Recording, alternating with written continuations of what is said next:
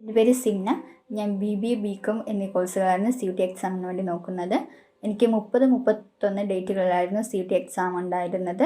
30-ാം തീയതി മോർണിംഗിലായിരുന്നു എക്സാം ഉള്ളത്. 31-ന് domains, accountancy, business, economics തന്നെയായിരുന്നു.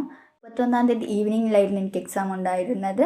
പിന്നെ ഇംഗ്ലീഷിൻ്റെ കാര്യത്തിലാണെങ്കിൽ ഇംഗ്ലീഷ് ഈസി ആയിരുന്നു, പക്ഷേ എനിക്ക് 14 ക്വസ്റ്റ്യൻസ് അറ്റൻഡ് ചെയ്യാൻ പറ്റിയിട്ടില്ലായിരുന്നു. ജനറൽ ടെസ്റ്റിൻ്റെ കാര്യത്തിൽ എനിക്ക് ടൈമായിരുന്നു എനിക്ക് എക്സാമിന് പ്രശ്നം ഉണ്ടായിരുന്നത്.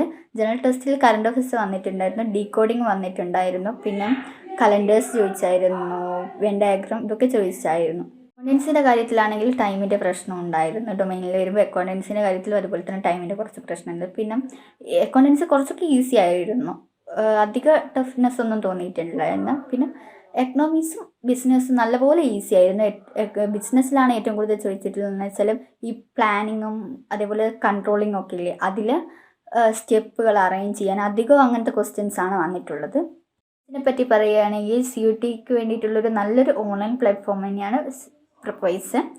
മെൻറ്റേഴ്സിൻ്റെ വീക്കിലുള്ള കോളും, പിന്നെ CUETക്ക് വേണ്ടിയിട്ട് എന്തൊക്കെ കാര്യങ്ങൾ ചെയ്തു, ഇപ്പോൾ എന്തൊക്കെ പഠിച്ചു, എന്തൊക്കെ കംപ്ലീറ്റ് ആയി എന്നൊക്കെ അവർക്ക് ഡെയിലി അയച്ചു കൊടുക്കണം. അതുപോലെ തന്നെ മോട്ടിവേറ്റീവും സപ്പോർട്ട് ചെയ്യാനൊക്കെ മെൻറ്റേഴ്സിൻ്റെ കാര്യത്തിലാണ് അടിപൊളി മെൻറ്റേഴ്സ് ആയിരുന്നു. പിന്നെ ഞാൻ യൂസ് ചെയ്തിട്ടുള്ള മെറ്റീരിയൽസ് അധികവും ഇംഗ്ലീഷും ജനറൽ ടെസ്റ്റും അധികം ക്ലാസ്സുകൾ കണ്ടു, പിന്നെ വാല്യൂ ആയിട്ട് നോട്ട് നോക്കിയും പിന്നെ ടെസ്റ്റ് അറ്റൻഡ് ചെയ്തതാണ്. പിന്നെ ഡൊമൈൻസിൻ്റെ കാര്യത്തിൽ ക്ലാസ്സുകൾ കാണൽ കുറവായിരുന്നു, അധികവും ടെസ്റ്റ് അറ്റൻഡ് ചെയ്തതിലും വാല്യൂ ആയിട്ട് നോട്ട് നോക്കിയിട്ടായിരുന്നു പഠിച്ചിരുന്നത്. ഇത്രയൊക്കെയാണ് CUET എക്സാമിൻ്റെ എൻ്റെ ഒരു എക്സ്പീരിയൻസ് എന്ന് പറയുന്നത്. Thank you.